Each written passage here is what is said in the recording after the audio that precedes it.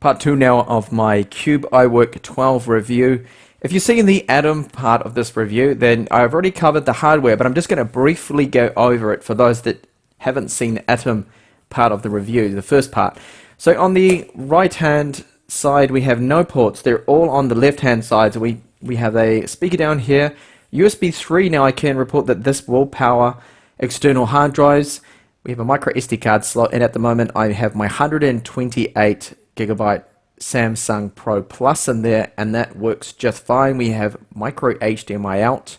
They can output up to 4K, but only at 30 Hertz. I have a 1440p monitor, and that runs at 60 Hertz. No problems whatsoever there.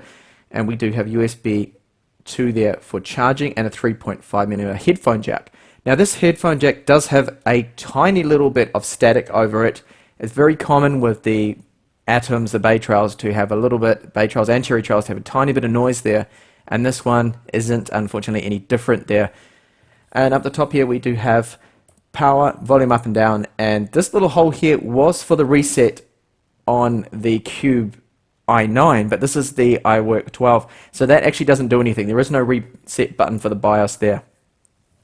On the back here we do have a 5 megapixel camera, and you can see the kickstand has 2 positions, so that is the first position, and the second one, which I prefer for typing, angles back just a little bit more there. So it's good having the 2 angles. And the keyboard dock clips in, and very good keyboard. It has a nice amount of travel. The keys you can see are the spaced out chiclet style, island style keys, and they're really good. I find the typing experience on this to be just fine. Now the trackpad is a little narrow. The length of it isn't too bad, and it does support Windows 10 gestures. Unfortunately, you can't disable them, so sometimes those gestures, like the pinch to zoom within Edge, can be a little bit annoying, and often you trigger that. I do find using the trackpad is one of the more smooth and more accurate ones, but when I use it a lot, often what happens is I end up accidentally doing that, the minimize and maximize, and can be just quite frustrating to use, to be honest. But other than that, it's a very premium keyboard. It has the same materials used in the Surface type covers, so they aren't bad keyboards at all, and I would definitely rate this as probably one of the best type cover style keyboards you can get for the Chinese brands. Now that flicker you can see happening, that is just on camera. It's got something to do with the way I'm recording at the moment, because now looking at it with the naked eye you don't see that flicker at all. It's also because I'm using a different camera this time, and I'm recording in 60 frames per second. So I'm going to have a quick look now at the operating system using a capture card to record in 60 frames per second again, so you can see just how smooth or how things run in the operating system. We'll test out a few games and some YouTube clips too. Just also to mention that front-facing camera is 2 megapixels, and I find it to be quite good. Definitely acceptable for using in Skype video chat. So to look at the screen in a little more detail, it's a 1920 by 1200 screen, has a maximum brightness of 250 lumens of brightness approximately, and it will dim right down to only about 5 or 10, so very dim, good for late night use without burning out your retinas. And it is a very smooth touchscreen, has a focal tech digitizer on it, very accurate, very smooth, and probably one of the better touch screens on a Chinese tablet, because normally with the touch digitizers they use Goodix. Goodix is another manufacturer that make a lot of touchscreen digitizer, touchscreen products, and although the glass on this is not Gorilla Glass, okay, so it's not scratch resistant, very easy to scratch. So I keep the screen protectors on them. Now if you pull the screen protector off, and even now you can pick up on it, there is a bit of a grain to the IPS panel. Now why that is we've recently discovered that if you look very close and you pull the screen protectors off, Cube have actually used an anti-glare layer between the digitizer glass and the IPS panel that seems to be on top of the IPS panel, so there's no way to remove it. Now if I'm focusing close here, it's probably hard to see on camera.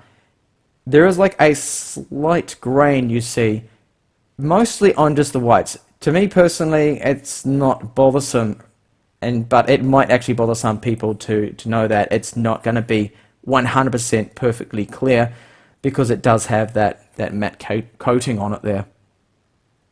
And just briefly show you a few things here. So you can see that it is definitely running 64-bit operating system, and we have use of the full 4 gigabytes of RAM. Windows activated without any problems there. So under Device Manager, I'll show you the internal eMMC drive. It is a Toshiba 064 GE2, and our network card is a Realtek. So that combines both Bluetooth 4.0 and it is wireless in single band only. And the speeds of the internal storage, here we can see I managed to get 147 reads, sequential reads, which isn't bad. 35 write, a little low there. And the 4K random reads, they are good for an eMMC. And here's my USB SanDisk Extreme flash drive, so gets around that kind of speed for my desktop. So that is the USB 3 port, and that also powers external hard drives without any problems. And here is the micro SD card. It's 128 gigabyte one, definitely works in it. And those speeds there, they're okay. It can get a little faster, but all in all that's fine. Definitely supports the high speed cards, otherwise this will be maximizing out capped speeds of about 40 megabytes per second. Now I did run through some benchmarks I'd like to run on these tablets. You can see there that animation and edge there looks a little slow and stuttery. That actually happens on all the Atom tablets for some reason. So here's the Ice Storm Extreme score. Ice Storm 1.2. The Geekbench 3 score here came out to be a little less than Android for some reason. Now if you haven't seen the Android review, there is a link of that in the description if you want to look at that and see how Android performs on the Cube iWork12 here. And the wireless speeds, not too bad. I actually got around 40 megabits per second download and 29 download on my desktop, so all in all the speed is good. Now when I went downstairs, a whole floor lower than where my wireless router is on the second floor, performance dropped a little bit, but actually the range is quite good due to the fact that where the antennas are, they do have plastic there, not metal covering them. And I did run 3D Mark 11. Now this is a very demanding test for an Atom. You can see that that performance score there of 332 is extremely low if you compare that to a gaming PC. That's horrendous. But why I do this is to really push the system hard. It got up to 83 degrees running this test, so a little warmer than the Chewy Hi12. And here is the CloudGate 1.1 score, which isn't a bad score at all there. Now I have been running at the moment a battery bar just to get an idea on the battery life. So here at the moment it's telling my full run time is approximately 7 hours and 11 minutes. Now actually that's probably a little bit generous there because I found that's around 6 hours. At the moment I have been running the tablet for 1 hour and 27 minutes since 99%, and I'm now at about 80, so 20% for an hour and a half. It's not actually too bad. The battery life definitely is a lot better than Android. In Android I only managed to get around, I think it was about 5.5 hours. Getting a little more here, which isn't bad, but it's still about an hour short of the Chewy Hi12. So just move over now and open up a YouTube clip. See if I can find something here in 4K. So 4K clip. Just have a look at the RAM usage too.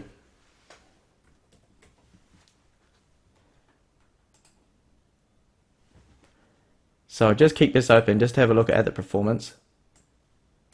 See how the Atom X5Z8300 is going to cope with this.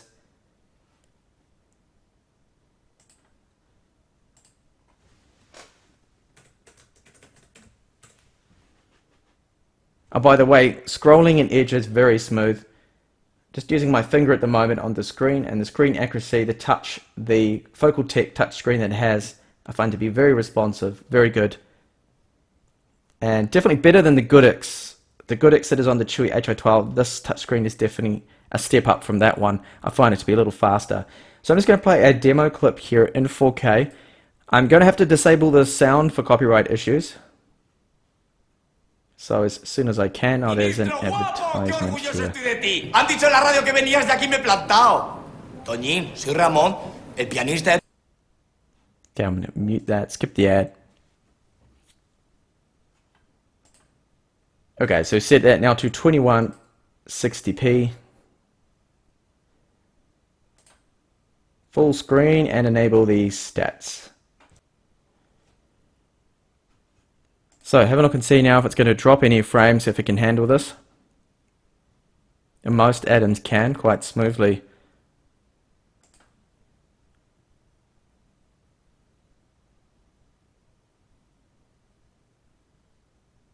Alright, there's a few drop frames. There are only 3 at the moment. Probably because I skipped to here, but yeah, it's keeping up. The network is keeping up, the wireless card, and the buffer health. Could be better, but not too bad.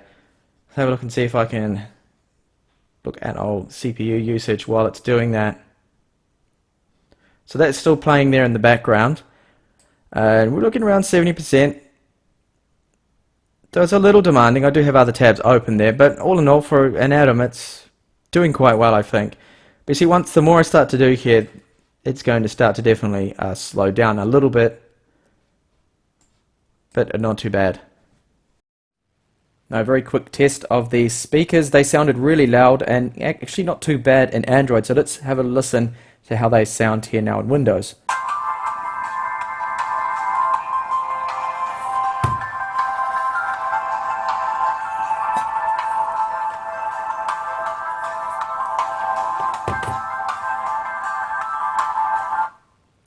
So they are quite loud. They do distort at 100% volume there. It's probably a little bit too demanding there because this track does have a little bit of bass to it. But bass, virtually non-existent. But I would say they are some of the better speakers in a budget, cheaper Chinese tablet. Now a quick test of gaming performance. This title here is Counter-Strike Global Offensive. I'm going to run it 800x600 on the lowest settings. That's a golden rule when you're trying to play games on Atoms is low resolution and low settings, as low as you can go, really, to keep those frames right up there. So I'll show you the settings I'm going to go with. So everything's on low, so the lowest possible. And I'm going to play the Dust 2 map and see how that performs. Right hand corner has our frame rate there in temperatures, so it's already up to 80 degrees. Keep an eye on the frame rate there. You see that hovering around 18 frames per second.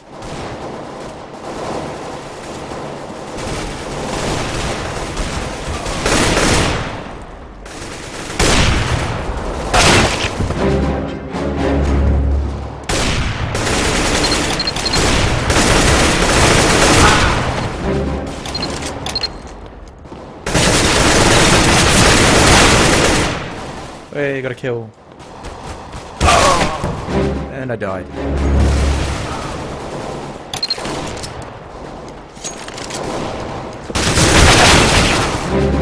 So you can see the frame rate really isn't ideal. I wouldn't call this playable at all. It's just too slow, really. And now have a look and see how League of Legends runs.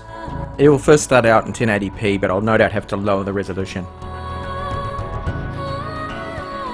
So I'm running this in 1024 by 768 resolution, very low settings, and it is actually quite playable at this point in the game. So the game's been going on for, I think, about 10 minutes almost. It's only a bots game here, so I'm just playing with 2 other bots. So one on my team, actually 2 on the opposition. But it seems to be running reasonable kind of frame rates. Now it has got up to 83 degrees, not 20, that would be great if it was.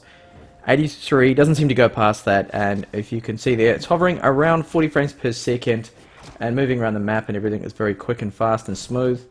And I do think at this resolution and with those very low settings that it's definitely going to be playable. Now the last title I'm going to test out is a Windows Store game called Sniper Fury. This will run in 1080p and hopefully have some good frame rates at least.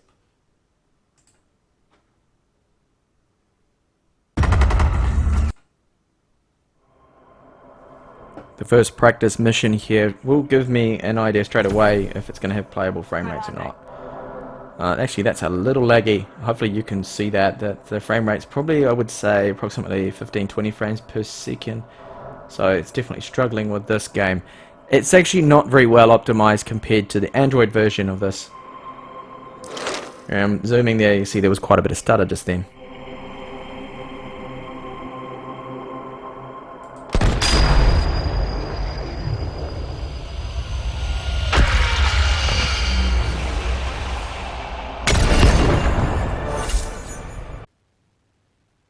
So to conclude, I think the Cube iwork12 here is quite a good tablet PC. The performance is good for an Atom X5 Z8500. It has better build quality than most other tablets, and you get the kickstand, a very nice keyboard that comes with it. The only real downside I can see that some people might not like, the fact that the screen has a tiny bit of grain to it. It doesn't look 100% clear when you look at it really closely, as demonstrated in the video when I zoomed into the screen. Otherwise, maybe a little bit more expensive than the other models out there, but all in all, yeah, I think it's a decent tablet, and most people should be definitely happy with it. Oh, you could also complain that it only comes in white. It doesn't come in black, which is not to everyone's tastes as well, because the keyboard's not going to match with the white bezels that it has. Thank you so much for watching this review. Hopefully I will see you back in the channel with more up and coming videos.